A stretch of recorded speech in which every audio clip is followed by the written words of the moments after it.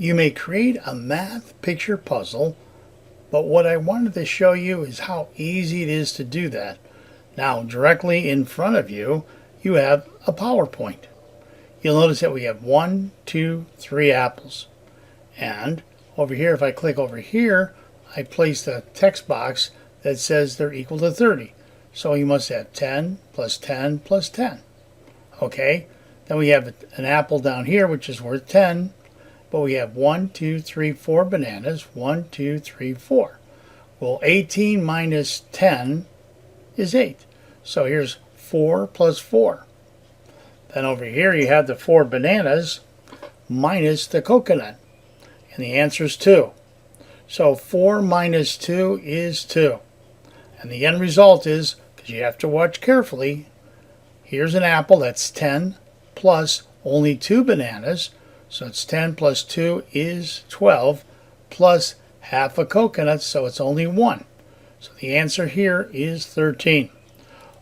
You'll notice that we've created some pictures we got off the internet, and I've also provided a second slide for you, just as an example. Here I have a clock, or 3 clocks. They're equal to 4, 4, and 4, which is equal to 12. Use your imagination as to what images you'll place in there. Here's a clock again, but we have 1, 2, 3, 4, 5, 6, 7 books. 7 and 7 is 14. Okay, plus 4 is 18. Here we have 7 plus Elmer's glue is 10, so Elmer is equal to 3. However, pay close attention again. Here we have a clock. It's equal to 8. 8 plus, look carefully, 1, 2, 3, 4, 5. 8 plus 5 plus 2 of these. So we said these are equal to 3 each, so that's 6. Okay? So your total here then would be 19. Now the idea here is for you to create a math picture puzzle like this, but make it tricky, not too tricky. You can use multiplication and division if you want to. However, make sure you allow the person, or make sure the person looks carefully and looks in at each item and understands that it's different than from up here. Okay? Looking for details is the main part of this puzzle. Now, I placed this on the website, so what you're going to have to do, and I'm going to show you how to do that, is download this and then upload it into your Google Slides, and then in your Google area, and then convert it from PowerPoint to Google Slides. Now you won't be able to do everything you can in PowerPoint, but you can duplicate. Let me give you an example I'm talking about when I say duplicate. I'm going to get rid of this one, and I'm going to place my mouse here. I'm going to hit Control D to duplicate. By hitting Control D to duplicate, we have another apple. Okay? We can do the same thing for any one of these. Now when you capture this, depending upon your computer, if you have the ability, you can capture puzzle pictures a little bit unique than in some other computers. Now, I know that probably doesn't make a lot of sense, but let's look down here. Here's the second slide. If I wish to duplicate this slide, I simply would hit Control D to duplicate. Then I can be in here and I can make these anything I want. I can change these. Okay? I will show you how to get to a slide or my web page if you wish to place some clocks in there. Now books, you just simply go to Google, right? And you can type in books. I'm going to show you how to do that in Google Slides. Hopefully this is part 1 of several parts. Let me stop here, and then we're going to show you how you can upload PowerPoint into your Google account. I am presently on the website, which you've probably already been to, Lessons for Google. I'm going to click here, and I'm going to scroll all the way down to here, Math Picture Puzzle. Okay, here's PowerPoint. Now when you save this or open it up, make sure you remember where you save it, because this is what you're going to upload into your Google Drive.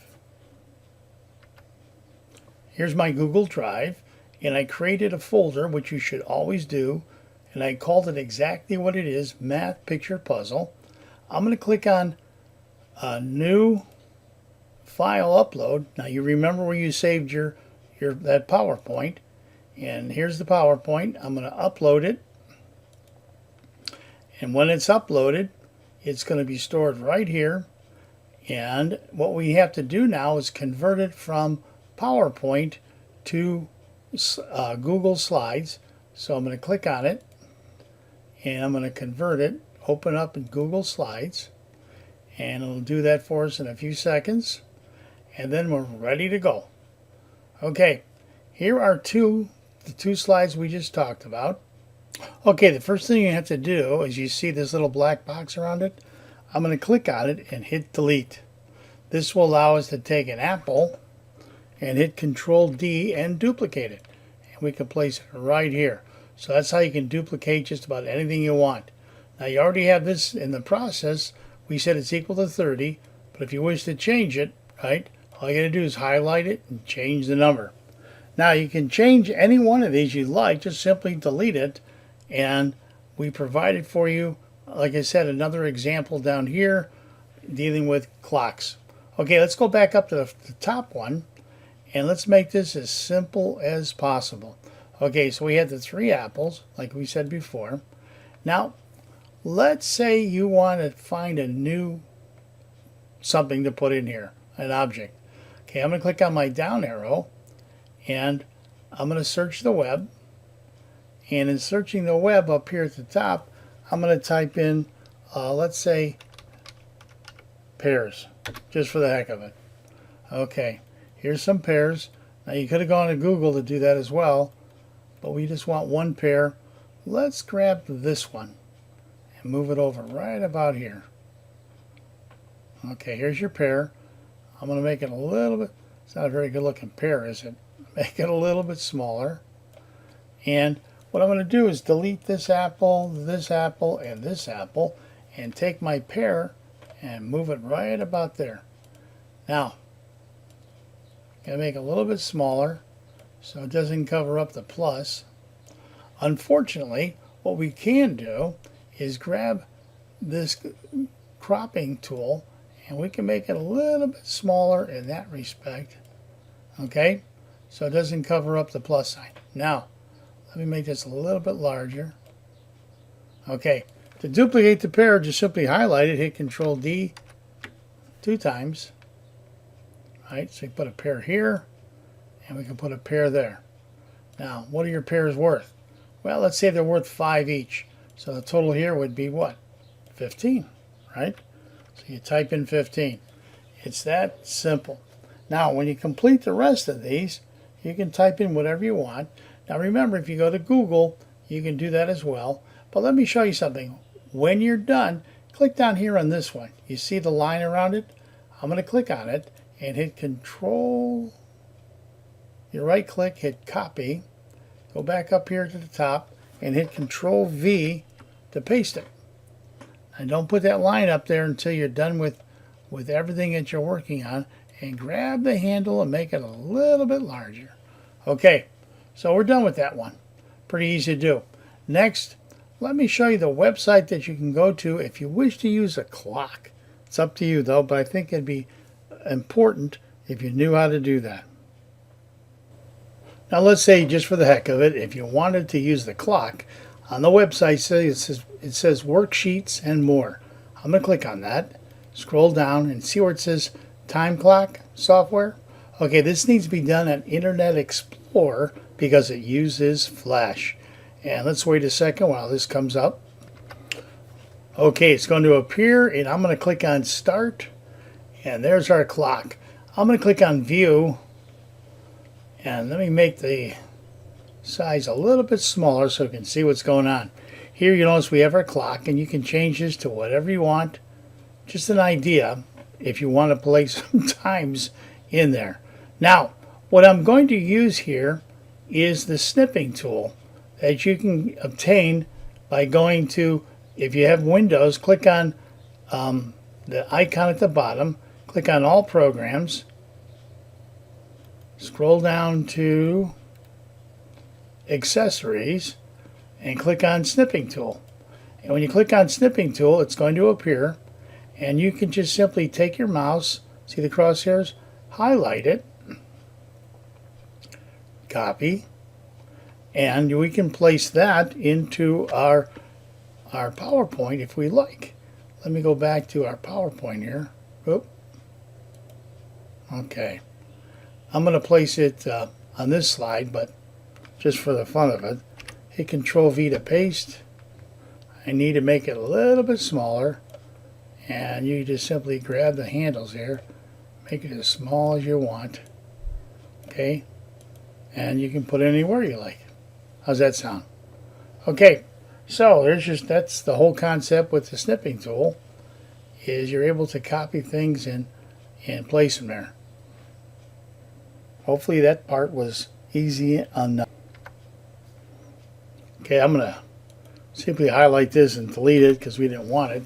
Now, when you're done making more, obviously, picture puzzles than you have here, remember what you should do is hit Control D to duplicate, and this gives you the ability to change the pictures relatively easy and put in there whatever you want. When you're done, what we want to do is capture these and place these in a Word document. Let's go back to the website. Now, on the web page here is the Word document, but you're probably going to want to save this and upload it to your Google Docs again and open it up as just that, Google Doc. I'm going to download this so I remember where it's located. Just like before, we're in our folder, the same one, Math Picture Puzzle. I'm going to click on New, File Upload, and I'm going to upload this lesson from Microsoft Word, and I'm going to open it up into my Google Docs. Now here it is in Word. Give it a second. Let me double click on it, and we're going to open it up in Google Docs.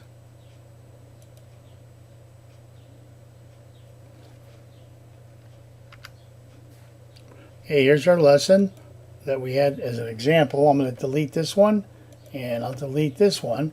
And what we want to do is place those two slides here. To do that, I'm going to go back to my puzzle here. Okay, we have this one. Now, what I need to do is copy this one and place both of those on my document. My snipping tool, highlight the area I wish to copy, release, go to my document, hit Control V to paste it, and then grab the handles and make it a little bit smaller so it fits on the document itself. Okay? Then what I need to do is go back to PowerPoint, grab the next one, use the snipping tool, to highlight, copy, go back to my Word document, and hit Control V to paste. Now I have both of them on there. Make this handle a little bit smaller, scroll up. Okay, now you can see they're off the page, but we got to move them. In order to move them, what we have to do is we just simply grab them and move them up, and we want text wrapping, right? Let's move this over here, and the same thing with this one. Oops, text wrapping,